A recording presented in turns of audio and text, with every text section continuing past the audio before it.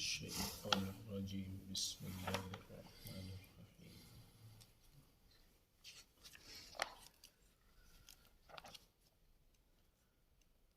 آج فروری کی 14 تاریخ ہے۔ اس کی مناسبت سے چند باتیں اپنی آپس کی گفتگو میں لانا چاہتے ہیں۔ ایک مسلمان کو اپنے بارے میں جاننا اتنا ضروری نہیں ہے جتنا اپنے دین کے بارے میں جاننا ضروری ہے۔ مجھے میرا پتہ ہے یا نہیں ہے، مجھے میرے دین کا پتہ ہونا چاہیے۔ اللہ مجھ سے کیا فرماتے ہیں، پیارے نبی صلی اللہ علیہ وسلم کا مجھ سے کیا فرمانا ہے، ان کی سنتیں مجھے کیا راہ دکھاتی ہیں۔ حیا انسانی عقل کا تقاضا ہے، حیا انسانی فطرت بھی اس کا تقاضا کرتی ہے۔ ہمارے مذہب میں تو حیا ہے ہی ہے، عقل بھی یہی چاہتی ہے کہ انسان مرد ہو یا عورت اسے باحیا ہونا چاہیے۔ دنیا کے کسی بھی مذہب میں مذہبی سطح پہ بے حیائی کی حوصلہ افزائی نہیں کی گئی۔ دنیا کے کسی مذہب میں مذہبی سطح پہ بے حیائی کی حوصلہ افزائی نہیں کی گئی۔ ہم معاشرتی سطح پر لوگوں نے اپنے طور پہ بعض معاشروں میں بے حیائی کے رویوں کو اپنایا ہے، لیکن ان کا بھی مذہب اس کو سپورٹ نہیں کرتا ہے۔ حضرت موسیٰ علیہ السلام شعیب علیہ السلام کی بیٹیوں کو پانی بھر کے دیا۔ انہوں نے دیکھا کنویں پہ رش تھا، وہ بچیاں پیچھے سہمی کھڑی ہیں، جانوروں کو پانی پلانا تھا، ساتھ لے کے جانا تھا۔ تو انہوں نے دیکھا کہ بچیاں پریشان ہیں، انہوں نے ان کے جانوروں کو پانی پلا دیا، پینے کا پانی اٹھوا دیا۔ اب وہ بچیوں نے جا کے اپنے بوڑھے باپ حضرت شعیب علیہ السلام کو کارگزاری سنائی کہ ابا جان ایسے ایک نیک دل نوجوان تھے، وہ ہمارے وہاں کام آئے، نظر اٹھا کے ہماری طرف نہیں دیکھا۔ تو شعیب علیہ السلام نے، ان کی نرینہ اولاد نہیں تھی، بیٹیاں ہی تھیں، ایک بیٹی کو کہا کہ بیٹا اس نوجوان کو میرے پاس بلا کے لا۔ اب جب وہ بلانے کے لیے آتی ہیں، موسیٰ علیہ السلام جاتے ہیں، تو موسیٰ علیہ السلام فرما رہے ہیں کہ بہن آپ نہ میرے پیچھے چلیں، سامنے نہ چلیں۔ اس سے نظر کی حفاظت کا مسئلہ بنتا ہے، نگاہ کی حفاظت کا مسئلہ بنتا ہے۔ آپ اندازہ فرمائیے کہ انبیاء اپنی حیا و پاک دامنی کی، اپنی نظروں کی حفاظت کا اس قدر اہتمام کرتے تھے۔ آپ صلی اللہ علیہ وسلم کے بارے میں سیرت کی کتابوں میں لکھا ہے، آپ علیہ السلام مرد ہونے کے باوجود کنواری باپردہ لڑکی سے زیادہ باحیا تھے۔ سیرت کی کتابوں میں لکھا ہے، آپ صلی اللہ علیہ وسلم نے کبھی کسی مرد کے چہرے پہ بھی نگاہ گاڑ کے نہیں دیکھا کہ نظر باندھ کے، نظر بھر کے کسی مرد کے بھی چہرے کو دیکھا ہو، بلکہ آپ گوشہ نظر سے دیکھتے تھے۔ اتنی طبیعت میں ادب، شرم، مروت، حیا و پاک دامنی تھی۔ تو بھائیو ہم ان کے امتی ہیں، ہمارے اندر کتنا اس کا اہتمام ہونا چاہیے۔ حضرات صحابہ کرام میں چند صحابہ نے حضور کا حلیہ اور حضور کا حسن بیان کیا ہے۔ اکثر صحابہ کی کیفیت یہ ہے، وہ فرماتے ہیں ہم حضور کا حلیہ اور حسن کیسے بیان کریں، ہم ساری زندگی حضور کو ادب کی وجہ سے نظر بھر کے دیکھ ہی نہیں سکے، ادب کی وجہ سے نظر جھکتی تھی۔ اب آپ ذرا سوچ کے دیکھیں، حضور کے چہرہ انور کو دیکھنا عبادت تھا، اور صحابہ ادب کی وجہ سے، شرم کی وجہ سے نظر جھکاتے تھے، اور غیر محرم کے چہرے کو دیکھنا گناہ ہے، اور اس گناہ میں کسی کو شرم ہی نہیں محسوس ہو رہی، کسی کو شرم ہی نہیں محسوس ہو رہی، کسی کو ادب ہی نہیں محسوس ہو رہا کہ یہ ہماری مسلمان بہن ہے، یہ ہماری مسلمان بیٹی ہے، یہ مسلم معاشرے کی بچی ہے۔ اس کی طرف گور گور کے نوجوان دیکھ رہے ہیں، پرچیاں پھینک رہے ہیں، فون نمبر مانگ رہے ہیں، گاڑیاں پیچھے لگا رہے ہیں، جملے کس رہے، بے حیائی کے مظاہرے کر رہے ہیں۔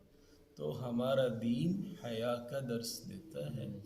دو آپ کی بیویاں ازواج مطہرات آپ کے پاس کھڑی ہوئی ہیں، سامنے سے ایک صحابی چلے آ رہے ہیں، حضرت عبداللہ ابن ام مکتوم، انہیں آنکھوں سے نظر نہیں آتا تھا، نابینا صحابی تھے۔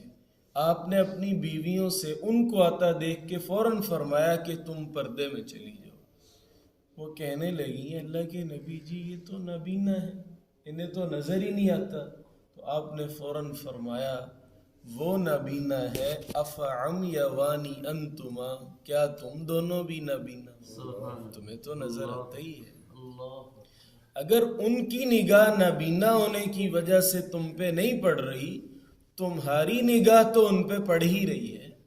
آپ نے ایک مجلس میں سوال کیا کہ سب سے بہترین عورت کون سی ہوتی ہے، بہترین صفات کی حامل عورت کون سی ہوتی ہے؟ حضرت بی بی فاطمہ تو زہرا رضی اللہ تعالی عنہ نے اس کا جواب دیا کہ اے ابا جان، اے اللہ کے پیارے محبوب صلی اللہ علیہ وسلم، لا یرین الرجال ولا یرونہن، وہ عورت سب سے اچھی ہوتی ہے جو اپنی نگاہ مرد پہ نہ ڈالے اور مرد کی نگاہ اپنے چہرے پہ نہ پڑنے۔ آپ صلی اللہ علیہ وسلم بھی اشش کر اٹھے اور اس پہ داد اور شاباش دی اپنی بیٹی کو اور ان کے علم دین کو، دین کے فہم کو۔ تو بھائیو، یہ معاشرے کے اندر فضا بنانے کی ضرورت ہے، یہ فضا بنانے کی ضرورت ہے۔ ہمارا دین خوبصورت دین ہے، محاسن اور خوبیوں والا دین ہے، اسے ہم اپنی زندگیوں میں لائیں۔ باہر سے آئی ہوئی تہذیبوں کی چیزیں انہیں ہم اپنی زندگیوں کا حصہ نہ بنائیں تو وہاں والے خود تنگ ہیں۔ دیکھو گھر کے اندر کچرا زیادہ ہو جائے تو آدمی کہتا ہی ہے نا یہ کچرا اٹھا کے کسی کے سر ڈالوں، کسی کو دوں، کسی کو پکڑاؤں، اپنا گھر صاف کروں۔ یورپ ان گندگیوں سے، ان بے حیائیوں سے تنگ آ چکا ہے، وہ اپنی اس گندی تہذیب کو کسی کے سر تھونپنا چاہتے ہیں، کسی کے حوالے کرنا چاہتے ہیں، اور ہماری کج فہمی یہ ہے کہ ہم اس کچرے کو اٹھانے کے لیے سب سے پہلے طلبگار بنے، سب سے پہلے طلبگار بنے۔ تو بھائیو، یہ مسیحی پادری حضرات بھی اس کو اچھا نہیں کہتے۔ بینکاک کے ایک پادری نے ویلنٹائن ڈے کے موقع پہ پھولوں کی ایک دکان کو چند لوگوں کو ساتھ لے کے جلا دیا تھا۔ اگرچہ ہم ان کے اس فعل کی حوصلہ افزائی نہیں کرتے، لیکن یہ ہے کہ انہوں نے اس کو اس حد تک ناپسند سمجھا کہ یہ بچوں میں بے رہروی کا ذریعہ بنے گا۔ تو بھائیو، مسلم عوام کے ساتھ ساتھ مسلم حکمرانوں کی بھی ذمہ داری ہے کہ اس طرح کی ایکٹیویٹیز کی روک تھام کے لیے سرکاری سطح پہ اقدامات ہوں۔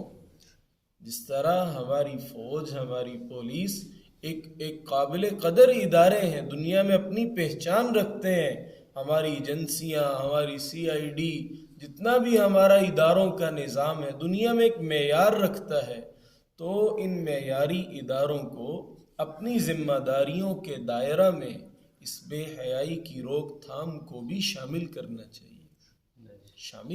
چاہیے۔ اور یہ میں نہیں کہہ رہا، یہ اللہ تعالیٰ قرآن پاک میں فرما رہے ہیں الذین ان مکناہم فی الارض، اگر ہم کچھ لوگوں کو زمین میں حکمرانی دیں، اقاموا الصلاۃ، نظام صلاۃ کو قائم کرنا حکومت کی ذمہ داری ہے، وآتوا الزکاۃ، نظام زکوٰۃ کو قائم کرنا حکومت کی ذمہ داری ہے، وَأَمَرُوا بِالْمَعْرُوفِ، نیکی کی باتیں پھیلانا سرکاری ذرائع کو بروئے کار لاتے ہوئے، سرکاری اخراجات پہ بجٹ میں سے اس کا حصہ مختص کر کے حکومت کی ذمہ داری ہے۔ یہ تو تبلیغی جماعت، دوسرے حضرات اصلاحی محنت کرنے والے یہ تو اپنے شوق سے معاشرے کی اصلاح کے لیے اپنے خرچ پہ اپنا وقت نکال کے چل رہے ہیں. ذمہ داری حکومت کی ہے. ریاست مدینہ کے سربراہ محمد الرسول اللہ صلی اللہ علیہ وسلم تھے. انہوں نے مدینہ کی ریاست کی سربراہ ہونے کی حیثیت سے صحابہ کرام کے ذریعے سے معاشرے میں اصلاح کی محنت فرمائی تھی. وَنَهَوْا عَنِ الْمُنْكَرِ، حکومت کی ذمہ داری ہے، قرآن پاک کہہ رہا ہے لوگوں کو برائیوں سے روکنے کا انتظام کریں اداروں کے ذریعے سے، اپنے اختیارات کے ذریعے سے. یہ حکومت کی ذمہ داری ہے. اسلامی مملکت کے اندر بے حیائی کو ترویج دینے والے مناظر اور اس کے ذرائع کام کر رہے ہوں اور حکومت ان کے خلاف کوئی اقدام نہ کر رہی ہو، اس کا مطلب ہے حکومت اپنی ذمہ داریوں کو صحیح طور پہ پورا نہیں کر رہی. جس طرح چور کو چوری سے ہاتھ تھامنا ہماری ذمہ داری ہے، پولیس اس کو اپنی ذمہ داری سمجھتی ہے. شراب بیچنے والے سے شراب پکڑنا، اسے پسے زندہ پھینکنا پولیس اپنی ذمہ داری سمجھتی ہے. زنا کو گناہ سمجھتی ہے، اس کے جرم کرنے والے کو مجرم سمجھتی ہے. ان بے حیائی کے مواقعوں کے اوپر جو لوگ اس میں ذریعہ بنتے ہیں، جو اس کو رواج دیتے ہیں، جو اس کو پھیلاتے ہیں، ان کی روک تھام بھی حکومت کی ذمہ داری ہے. اور ہم اپنے تئیں ان چیزوں کو دل میں بھی برا جانیں اور اپنی زبان سے بھی اس کو برا کہتے رہیں. فلا واللہ ما فی العیش خیر وللدنیا اذا ذهب الحیاء. عرب شاعر کہتا ہے ذاتی زندگی میں اور دنیا میں کوئی خیر باقی نہیں رہتی اگر انسان کی طبیعت میں حیا باقی نہ رہے. کوئی خیر نہیں، جینے کا کوئی مزہ ہی نہیں. آپ نے فرمایا اذا فاتک الحیاء فافعل ما شئت. جب تمہارے اندر سے حیا ختم ہو جائے گی، حیا مر جائے گی. فاتک فوت سے لفظ ہے، فوت ہونا اس بندے کو کہتے جو مر جائے. جب تمہارے اندر حیا مر جائے گی، آپ فرما رہے ہیں پھر تم کچھ بھی کر لو، پھر تم کچھ بھی کر سکتے ہو. یہ کچھ بھی میں بہت کچھ ہے، بہت کچھ. پھر تم ہر حد کو عبور کر جاؤ گے، ہر حد کو عبور کر جاؤ. تو بھائیو یہ پردہ داری، یہ حیا داری، یہ پاک دامنی، یہ ہمارے دین کا حصہ ہے. یہ ہمارے دین کی باؤنڈریز ہیں، حدود ہیں. دیکھو حد بارڈر کو کہتے ہیں. پاکستان کا بارڈر کراس کر کے انڈیا میں کوئی جائے کیا ہوتا ہے؟ یا جیل میں جائے گا یا جان سے جائے گا کہ اس نے بارڈر کراس کیا ہے. حکومت کا بارڈر، ہمارے بنائے ہوئے بارڈر، پہلے تو نہیں تھے، ہمارے بنائے ہوئے بارڈر کو کراس کیا ہے. یا جیل میں جائے گا یا جان سے جائے گا. اور جو اللہ کے بارڈر کراس کرے، وَمَن يَتَعَدَّ حُدُودَ اللَّهِ فَقَدْ ظَلَمَ نَفْسَهُ. آپ نے فرمایا جو اللہ کی حدود کو پھلانگے گا، یہ اللہ کا دین کا حضور کا نقصان نہیں کرے گا، یہ اپنی جان پہ ظلم کر رہا، اپنا نقصان کر رہا، اپنی دنیا آخرت کو داؤ پہ لگا رہا. تو میرے پیارے بھائیو، ہمارا دین بہت پیارا ہے.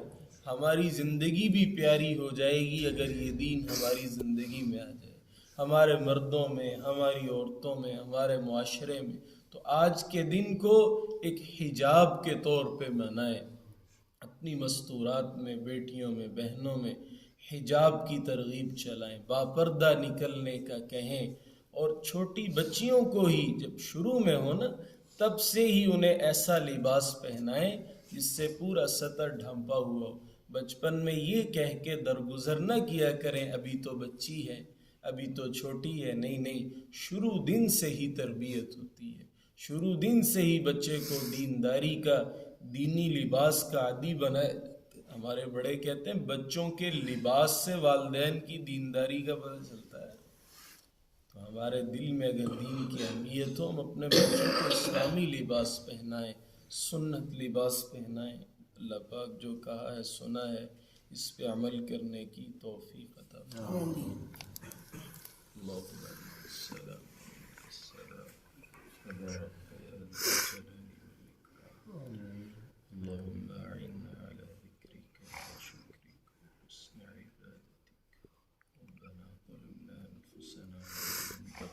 لنا وترحمنا لنكونن من الخاسرين رب ارحمهما كما ربياني صغيرا ربنا لا تؤاخذنا إن نسينا أو أخطأنا حسبنا الله ونعم الوكيل نعم المولى ونعم النصير صلى الله